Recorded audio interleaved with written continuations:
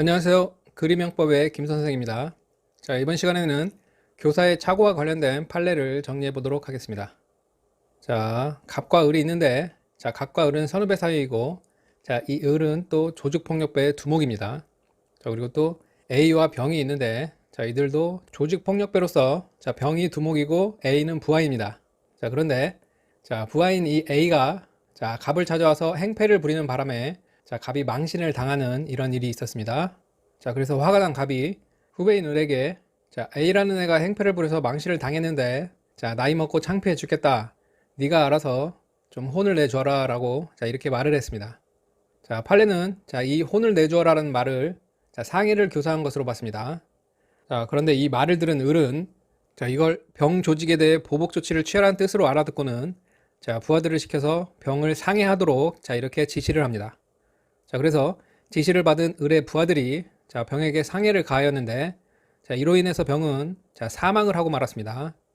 자, 상해에 의해서 사망의 결과가 발생했는데, 이건 결과적 가중범으로서, 자, 상해치사죄가 되겠죠.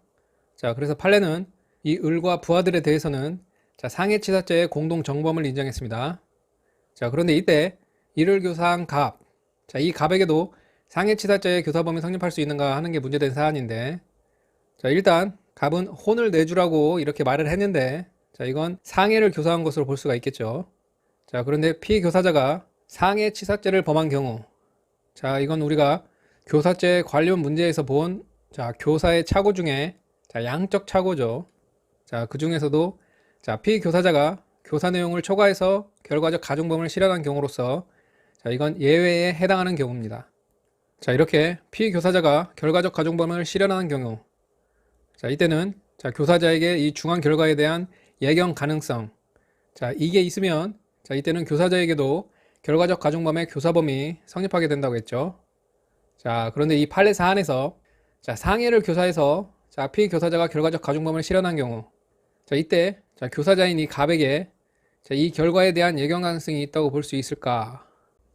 조직폭력배들이 보복 폭행을 가하다 보면, 자, 사망의 결과가 발생할 수도 있다는 것. 자, 이것은 얼마든지 예견할 수가 있는 것이죠. 자, 판례도, 자, 갑에게 사망에 대한 예견 가능성이 있다고 해서, 자, 갑에게 상해치사죄의 교사범을, 자, 인정한 판례입니다. 자, 갑과 을이 있는데, 자, 갑과 을은 잘 아는 지인 사이입니다. 자, 그런데 갑이, 자, 사업관계로 다툼이 있던 A, 자, 이 A를 혼내주려고, 자, 을에게 동생들을 좀 모으라고, 자, 이렇게 부탁을 합니다. 자, 그래서 을이, 자, 병등에게 연락을 해서 이렇게 동생들을 모이게 했는데, 자, 그러자 갑이 A가 평생 후회하면서 살도록, 자, 허리 아래 허벅지나 종아리를 찔러서 병신을 만들라고, 자, 이렇게 상해를 교사합니다. 자, 병신을 만들라고 했으니까, 자, 이건 중상해를 교사한 것으로도 볼 수가 있겠죠.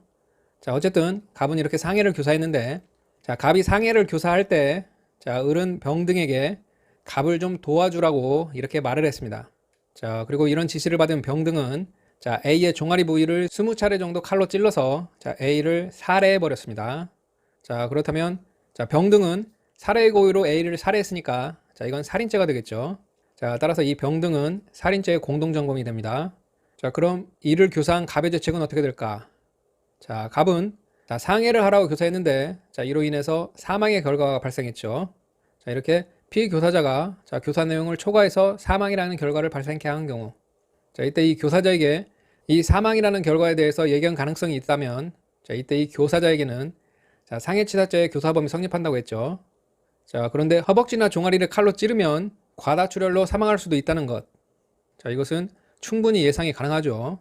자, 따라서 갑에게는 상해치사죄의 교사범이 성립하게 되고, 옆에서 이를 도와주라고 같이 지시한 을, 자, 이 을도 각과 같이 공동으로 교사한 것으로 볼 수가 있으니까 이 을도 상해치사 교사범의 공동정범이, 자, 이렇게 성립하게 됩니다. 자, 허벅지를 찔러서 병신을 만들라고 한 것, 자, 이건 상해치사죄의 교사범이 된다. 자, 이렇게 정리하시면 되겠습니다. 자, 이번에도 같은 취지의 판례입니다.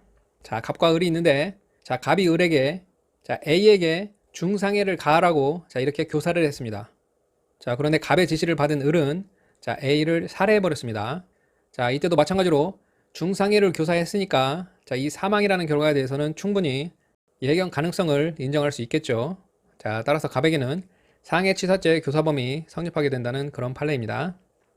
자, 예견 가능성을 인정한 판례를 살펴봤고, 자, 이번에는 부정한 판례를 보겠습니다.